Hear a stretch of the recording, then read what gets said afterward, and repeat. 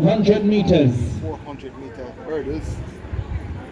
A personal best at 400.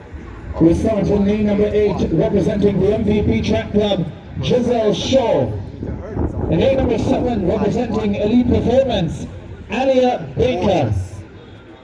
In lane number 6, twice a World Championship bronze medalist over 400 hurdles.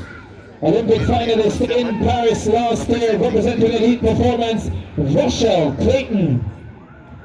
In lane number 4, ran brilliantly in 2024, improved her lifetime best to 52.13, representing UTEC, Shanike Anderson. In lane number 3, also representing UTEC, Annalise Brady. In lane number 2, also from the University of Technology, by Wales St. Lucia, Hannah Charles. And completing the field in lane number 1, representing Motorcade, Cecilia Moses. It's allowed to go into her blocks. She rocks and rolls and gets ready to go. Rochelle Clayton goes in lane number 6 for Elite Performance.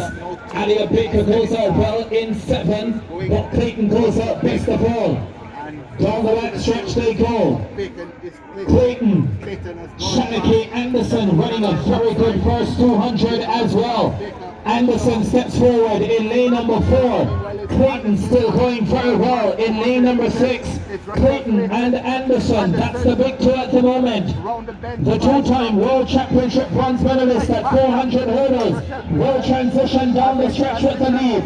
But the very dangerous Shanike Anderson is close. Clayton and Anderson down the stretch. That's where the battle is at. Look at this fight. Anderson and Clayton, they are fighting.